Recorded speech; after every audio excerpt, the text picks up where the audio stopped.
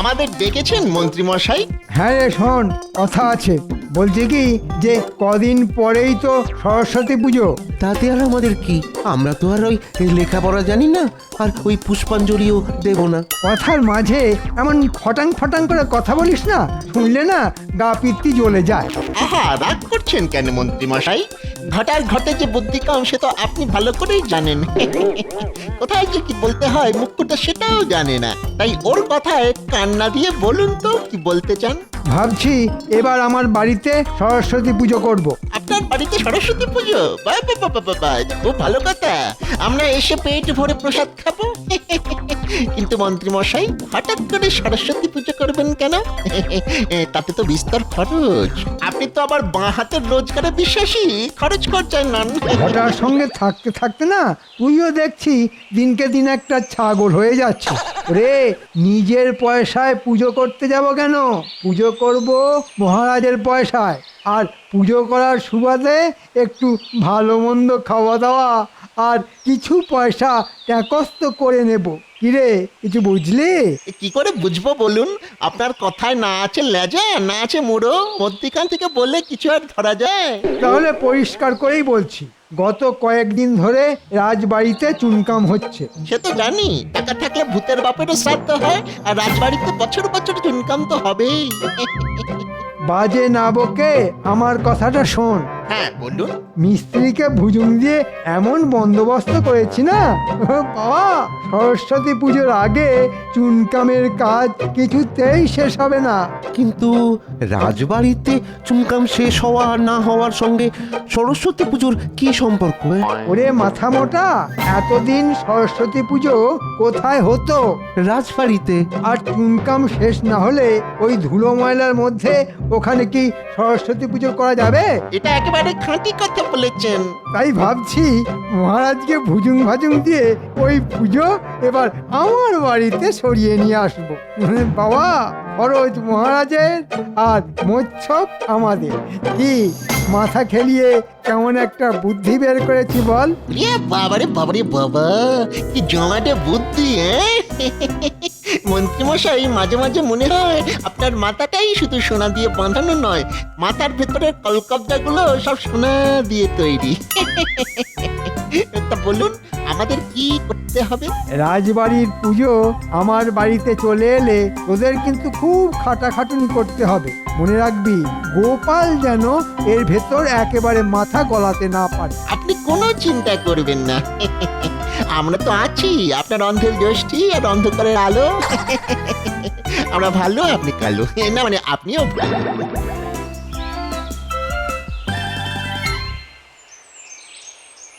গিন্নি, তাড়াতাড়ি ভাত দাও দেখি, আজ একটু সময় মতো রাজসভায় পৌঁছতে হবে বুঝলে। রাজসভায় আজ কি এমন কাজ আছে গো? বারে ভুলে গেলে? কদিন বাদেই তো সরস্বতী পুজো, সেই নিয়ে এই মহারাজ আজ আলোচনা করবেন বুঝলে।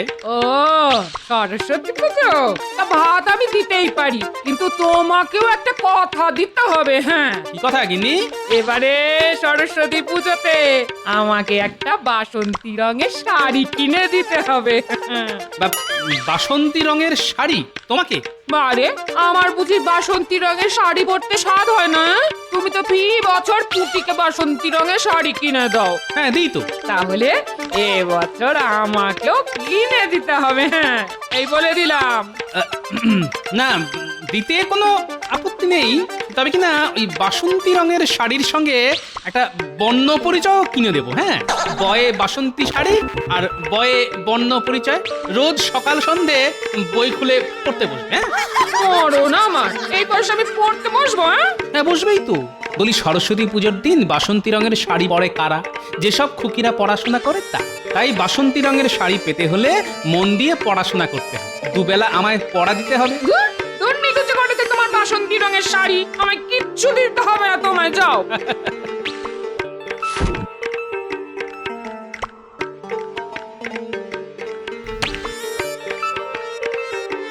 আরে ভাতের হাঁড়ি নামিয়ে নিয়ে চলে যাচ্ছ কোথায়? আরে ও গিন্নি, আমার ভাত দিচ্ছি। আচ্ছা ঝামেলা, এক্ষুনি তো প্রলয় কাণ্ড ঘটিয়ে ছাড়বে না।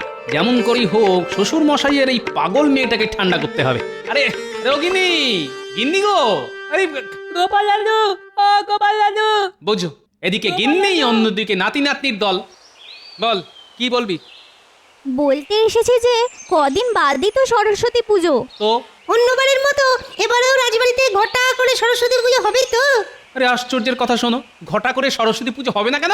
এবার কিন্তু আমায় আলপনা আঁকতে দিতে হবে। হ্যাঁ গো দাদু, পুটি না খুব সুন্দর আলপনা আঁকতে শিখেছে। ঠিক আছে, তাই হবে। পুটি আলপনা দেবে। তা তোরা এখন যা তো বাপু, আমায় আবার এক্ষুনি নিয়ে খেয়ে রাজসভায় যেতে হবে। আরে আজকে তো এই পুজো নিয়েই রাজসভায় আলোচনা আছে। তাহলে এখন আমরা আসছি দাদু, আমার আলপনা দেওয়ার কথাটা কিন্তু মনে রেখো। রাখবো রে বাবা, রাখবো। এখন তোর আয় তো দেখি। গিন্নি, আরে ও গিন্নি, কি হলো কি? এমন করে গিন্নি গিন্নি করে পাড়া মাথায় করে তুলছো কেন? হ্যাঁ, আমি কি মরে গেছি নাকি? হ্যাঁ, বালাই ষাট, তুমি মরবে কেন? কিন্তু মুখের সামনে ভাতের থালা না পেলে আমি যে মরে যাব গিন্নি। কিন্তু আমার শাড়ি দেবো, কিনে দেবো। কিন্তু এই বয়সে আর এরকম ভারী চেহারায় বাসন্তী রঙের শাড়িতে তোমায় যে বড়ই বিদ্যে লাগবে গিন্নি। কি কি বললে? না, বলছিলাম কি, তুমি একটা ডুরে শাড়ি নাও, লাল পেড়ে শান্তিপুরে ডুরে কাটা শাড়ি। ও যা মানাবে না তোমায়, সত্যি বলছি। যে দেখবে সে আর চোখ ফেরাতে পারবে না গিন্নি। মরণ কথা চিনি দেখো। যাও নে এসো, আমি ভাত বাড়ছি, যাও। যাক বাবা, শান্ত হলো। বউ শান্ত মানে জগৎ শান্ত। হ্যাঁ, যে জন্য তোমাদের সকলকে আজ রাজসভায় আসতে বলেছি। এই কদিন বাদেই তো মা সরস্বতীর পুজো। আমি কিন্তু এবছর আগে ভাগেই পূজার ফর্দ তৈরি করে রেখেছি মহারাজ। সে তো রেখেছো, কিন্তু পুজোটা এবার কোথায় হবে সেটা নিয়ে কিন্তু একটা বড়সড় সমস্যা তৈরি হয়েছে। তার মানে আমার কৌশল মতোই সব কিছু এগোচ্ছে। কি সমস্যা মহারাজ? একবার মুখ ফুটে বলে ফেলুন, দেখুন আপনার এই মন্ত্রী সেই সমস্যার সমাধান করতে পারে কিনা। মানে তোমরা তো সকলেই জানো যে রাজবাড়িতে চুনকাম মানে রগ হচ্ছে। তা আশা করেছিলাম সরস্বতী পুজোর আগেই চুনকামের কাজটা শেষ হয়ে যাবে, কিন্তু কাজের যা গতি তাতে তো মনে হচ্ছে না যে সরস্বতী পুজোর আগেই কাজটা শেষ হবে। আর বাড়ি জুড়ে ধুলো ময়লার মধ্যে কি ঠাকুর পুজো হয়? আচ্ছা তোমরাই বলো। না মহারাজ, এভাবে পুজো হয় না। তাহলে পুজো কোথায় হবে? আমি একটা কথা বলবো মহারাজ। বলো বলো বলো। বলছিলাম কি, এই রাজ্যে রাজার পরেই তো মন্ত্রীর স্থান, তাই রাজবাড়িতে অসুবিধে থাকলে আমার বাড়িতে হোক। তোমার বাড়ি? হ্যাঁ মহারাজ, আমার বাড়ি। কোনো ধুলো ময়লা নেই, একেবারে ঝকঝকে তকতকে। আপনি শুধু টাকা দিয়ে দিন, দেখবেন নির্ঝঞ্ঝাটে পুজো মিটে যাবে। এইবার বোঝা গেল পুজোর ব্যাপারে মন্ত্রী মশাইয়ের এত উৎসাহ কেন। আমি একটা কথা বলবো মহারাজ। এই সেরেছে, টেকো গোপাল আবার কি বলতে চায়? হ্যাঁ বলো বলো, কি বলতে চাও? আমি বলি কি, পুজো যখন রাজবাড়িতে করা যাবেই না, তখন পুজো হোক পাঠশালায়, বিদ্যাস্থানে বিদ্যাদেবীর আরাধনা। বাহ বাহ বাহ বাহ, ভালো হবে ভালো হবে, খুব ভালো হবে। এই না হলে গোপালের মাথা। কি তোমরা সবাই কি বলো? খুব ভালো হবে মহারাজ। ব্যাস হয়ে গেল, আমার বাড়া ভাতে বদমাস টেকোটা ঠিক ছাই ঢেলে দিল। কিন্তু মহারাজ, পাঠশালায় তো জায়গা কম, ওইটুকু জায়গায় কি পুজো করা যাবে? কেন যাবে না মন্ত্রী মশাই? পুজো তো ছোটদের, ছোটরা তো আর বড়দের মতো জায়গা নিয়ে মারামারি করে না। দেখবেন পাঠশালায় পুজো করতে কোনো অসুবিধে হবে না। তাহলে এই কথাই রইলো, পাঠশালায় বিদ্যাদেবীর আরাধনা হবে। গোপাল, তুমি কিন্তু জোগাড় যন্ত্র সব শুরু করে দাও। সেসব নিয়ে আপনি কোনো চিন্তা করবেন না মহারাজ।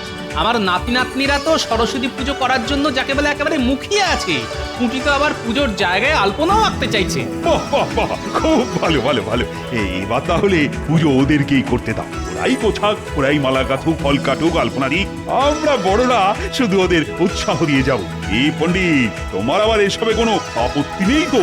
না মহারাজ, কোনো আপত্তি নেই আমার। ভুল ত্রুটি কিছু হলে আমি তো আছি, শুধরে দেবো। বাহ বাহ বাহ, খুব ভালো ভালো ভালো। ব্যাস, কি ভেবেছিলাম আর কি হয়ে গেল। আর সব কিছু হলো ওই বেটা পেট মোটা টেকোটার জন্য। দাঁড়াও, এমন পেঁচ কষবো না, পুজো করা একেবারে মাথায় উঠে যাবে। গিন্নি, আরে ও গিন্নি, আরে কোথায় গেলে গো? কি হলো কি? যাচ্ছ কেন? এই নাও, দেখো কি এনেছি। উমা, এত শাড়ি? হ্যাঁ শাড়ি, বাসন্তী রঙেরটা পুটির আর লাল পেড়ে ডুরে শাড়িটা তোমার। কি পছন্দ হয়েছে? খুব খুব পছন্দ হয়েছে গো। লাল পেড়ে ডুরে কাটা শাড়ি, তাই এখন শুধু ভাব আর নয় আড়ি। যাও যাও যাও, কচি কড়াইশুঁটি আর তেল দিয়ে চারটি মুড়ি মেখে আনো তো দেখি, খুব খিদে পেয়েছে। আমি এক্ষুনি আনছি। হ্যাঁ কি গো দাদু, রাজবাড়িতে পুজোর কথা হলো? আরে হ্যাঁ হয়েছে, আর একটা নতুন খবরও আছে। কি খবর দাদু? রাজবাড়ির বদলে এবার পুজো হবে তোদের পাঠশালায়। বাহ বাহ, কি মজা! আর পুজোর সব জোগাড় যন্ত্র করবি তোরাই। কেউ ফুল তুলবি, কেউ মালা গাঁথবি, কেউ ফল কাটবি। আর আমার আলপনা? আঁকবি তো, এমন সুন্দর করে আলপনা আঁকবি যাতে মহারাজ দেখে একেবারে মুগ্ধ হয়ে যান। তোরা ঠিক করে নে কে কি করবি। আমি ফুল তুলে আনবো। আমি মালা গাঁথবো আর টেপা লাল নীল কাগজ দিয়ে শিকলি বানাবে। পুজোর আগের দিন আমি আলপনা দেব আর পুজোর সকালে ফল কাটবো। ব্যাস, তাহলে তো হয়েই গেল। পাঠশালায় একেবারে জমজমাট পুজো। কুমন মশাইয়ের বাড়িতে ঠাকুর গড়ার বায়না দিয়েছো তো? বায়নারও দেওয়াই আছে, তবে আজই একবার গিয়ে পাকা কথাটা বলে আসবো। দেখো ঠাকুরের মুখটা যেন খুব ভালো হয়। আর হাঁসটা যেন বেশ বড় সড়ো হয়। হ্যাঁ, আরে বাবা, হবে হবে, সবকিছু খুব ভালো করে হবে। এই নাও, এই নাও মুড়ি। হ্যাঁ দাও, আয় মুড়ি খেতে খেতে পুজোর অন্য কথাগুলো সেরে নে।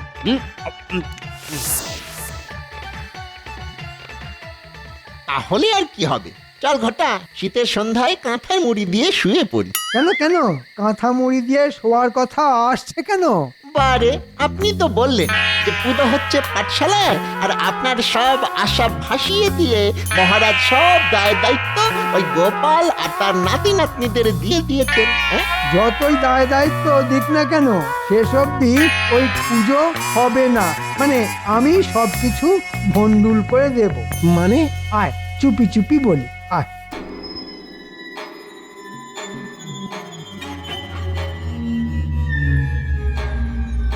বাবারি বাবারি বাবা, কি বুদ্ধি! হ্যাঁ না মন্ত্রীমশাই, আগে বলেছিলাম আপনার মাথার ভিতরের কলকবজাগুলো সব সোনা দিয়ে তৈরি। এখন বলছি তার মধ্যে কটা হিরেও বসানো আছে।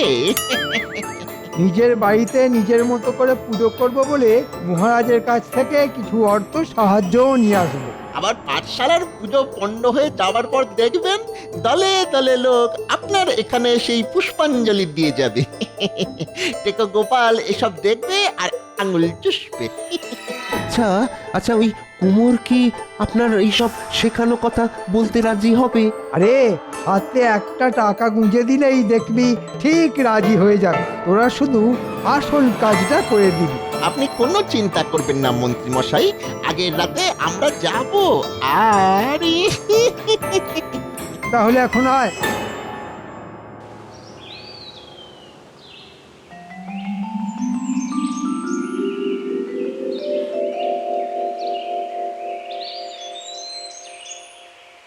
তা তো প্রণাম মহারাজ।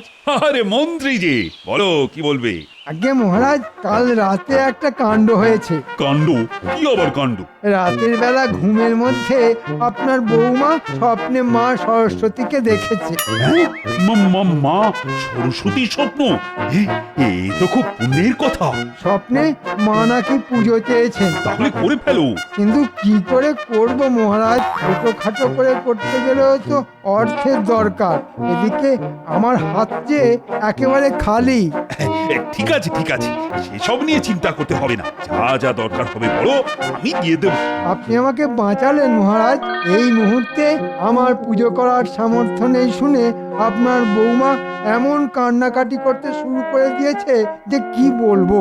না না, তাকে কান্নাকাটি করতে বারণ করে দাও। আরে আমি আছি তো নাকি? সেটাই তো আমার সব থেকে বড় ভরসা মহারাজ। প্রাচীন বটগাছের মতো এমন মাথার ওপর পাতার ছাতা ধরে দাঁড়িয়ে আছেন যে একটুও রোদের তাপ লাগে না। আপনি তো আর বুঝতে পারলেন না, হাল কেটে কত বড় কুমিরকে ঢুকতে দিলেন। তাহলে তাহলে আমি আমি আসি মহারাজ। হ্যাঁ হ্যাঁ, এসো এসো এসো।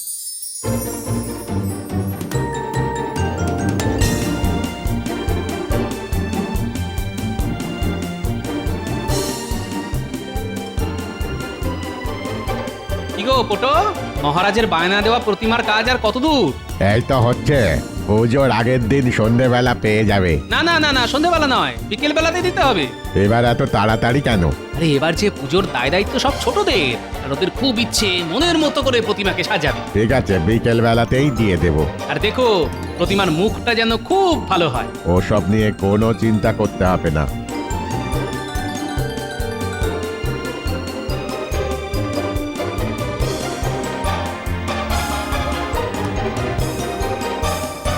পুটি দেখ তো টেম্পার শিকলিগুলো ঠিকঠাক হয়েছে কিনা।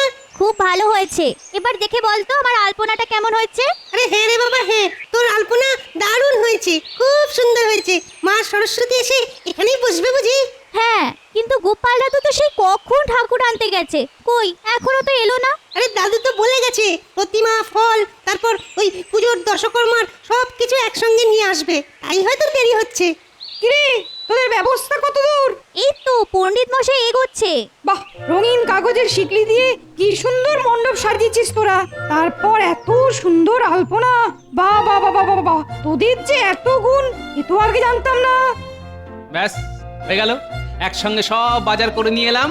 শুধু দই আর মিষ্টি আসবে কাল সকালে। রাজপণ্ডিত, আপনি কিন্তু দশকর্মার জিনিসগুলো ফর্দ অনুযায়ী একটু মিলিয়ে নেবেন। সে আমি ঠিক মিলিয়ে নেবো। দাদু, ও দাদু, ঠাকুর কোথায় গো? ঠাকুর আসছে আসছে, ওই দেখ।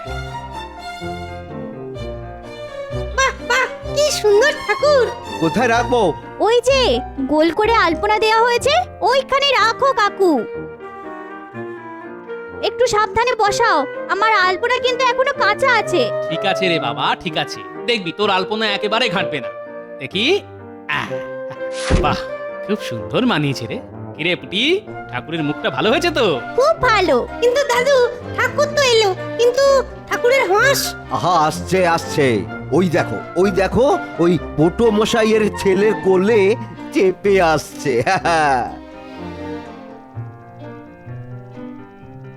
বাহ, কি সুন্দর হাঁস, ঠিক যেন জ্যান্ত। তা পুজোর কেনাকাটা তো সব হয়ে গেল, এখন তাহলে যে যার বাড়ি চলে যা। কাল খুব ভোর ভোরে এসে মালা টালা দিয়ে সাজিয়ে ফল টল গুলো কেটে ফেলবি, কেমন? ঠিক আছে। ও গোপাল দাদু, তুমি তো দেখছি কোল থেকে হাঁসটাকে আর নামাতেই চাইছো না। ওটাকে ঠাকুরের পাশে রাখো না। বড় মিষ্টি হাঁস রে, তাই এখন এটাকে বাড়িতে নিয়ে যাই। কাল ভোরে যখন আসবো তখন এটাকে আবার কোলে করে নিয়ে আসবো।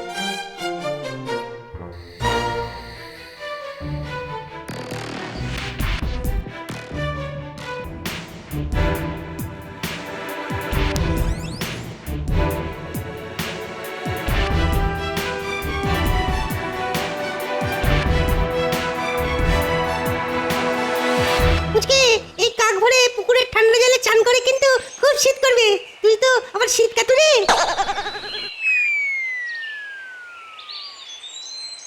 আরে দেখ দেখ, মন্ত্রী মশাইয়ের বাড়িতেও সরস্বতী পুজো হচ্ছে। আরে ঠাকুরটা ঠিক আমাদের পাঠশালার ঠাকুরের মতো দেখতে। হয়তো একই পোটো মশাই তৈরি করেছে। চল চল, তাড়াতাড়ি চল, আমাদের এখন অনেক কাজ।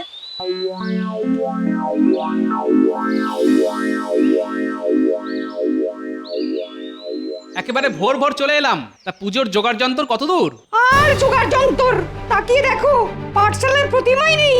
হ্যাঁ, সে কি? তাহলে তো এক্ষুনি মহারাজকে খবর দিতে হয়। জানো গোপাল দাদু, মন্ত্রী মশাইয়ের বাড়িতেও এবার পুজো হচ্ছে, আর ঠাকুরটা নাকি ঠিক আমাদের ঠাকুরের মতো দেখতে। কি বললি? মন্ত্রী মশাইয়ের বাড়িতে পুজো হচ্ছে, আর সেই ঠাকুর দেখতে ঠিক আমাদের ঠাকুরের মতো? এদিকে আমাদের ঠাকুর কে বা কারা নিয়ে পালিয়ে গেছে। ঠিকই, তাহলে কি হবে? একবার মন্ত্রী মশাইয়ের বাড়ি চল তো দেখি। রাজপণ্ডিত, আপনি মহারাজকে গিয়ে ডেকে নিয়ে আসুন। দেখো গোপাল, মুখ সামলে কথা বলবে। তুমি কি বলতে চাও? আমি পাঠশালার প্রতিমা চুরি করে এনেছি? আহা, কটা ঘটা থাকতে আপনি আর নিজে হাতে করতে যাবেন কেন বলুন তো? গোপাল, তুমি কি জানো মহারাজ আমাকে এই পুজো করার অনুমতি দিয়েছেন? দাদু, ঠাকুর তো এনে ওই কাঁচা আলপনার উপর বসানো হয়েছিল।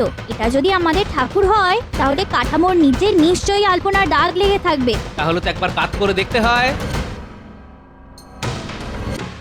খবরদার, ঠাকুর কাজ করবি না। তোদের কাজ করতে গেলে তো ঠাকুরকে একটু কাজ করতেই হবে। এই এই তো কাঠামোর তলায় আলপনার সাদা রং লেগে রয়েছে, তার মানে এ ঠাকুর আমাদের। সাদা রঙের প্রমাণ হয় না যে এ ঠাকুর আমার নয়। এরম তো ওটোর বাড়ি থেকেও লেগে আসতে পারে। ভালো ভালো, খুব ভালো যুক্তি। কিন্তু মন্ত্রী মশাই ঠাকুর কিনে এনেছেন, কিন্তু সঙ্গে হাঁস নেই কেন? বেটার ছেলেরা ঠিক ডুবিয়ে ছেড়েছে দেখছি। তাই তো হাঁস নেই কেন? কি করে থাকবে? হাঁস তো আমার কোলে। এই দেখুন। কিরে কটা এত কাঁচা কাজ করে এলি যে বাবা? ঠাকুর চুরি করার আনন্দে ঠাকুরের বাহনের কথাটাই ভুলে গেলি? ঘটা ঘটা আমাদের কোনো দোষ নেই মহারাজ, এই মন্ত্রী মশাইয়ের কথাতে আমরা এ কাজ করেছি। পাঠশালার পুজো পণ্য করতে মন্ত্রী মশাই আমাদের দিয়ে এই কাজ করিয়েছেন। রক্ষীরা এখনই মন্ত্রী আর ঘটা ঘটাকে বন্দি করে কারাগারে নিয়ে যাও। আর রাত বাড়লে ওই তিনটেকেই শীতকালের কনকনে ঠান্ডা জলে পুকুরের মধ্যে চুবিয়ে রাখো। হ্যাঁ, এটাই ওদের শাস্তি। মহারাজ এবারের মতো ছেড়ে দিন মহারাজ, আমার বয়স হয়েছে। সারারাত কনকনে ঠান্ডা জলে ডুবিয়ে রাখলে ঠান্ডায় যে আমি মরে যাব মহারাজ। তোমার মতো লোকের না মরাই ভালো। চলো গোপাল, চলো পাঠশালায় চলো। বাবা, আজ তোমার জন্যই সবকিছু রক্ষে হলো। আমার জন্য নয় মহারাজ, যা কিছু হলো সব এই হংস বাবাজির জন্য। ভাবিস কাল এটাকে কোলে করে বাড়ি নিয়ে গিয়েছিলাম।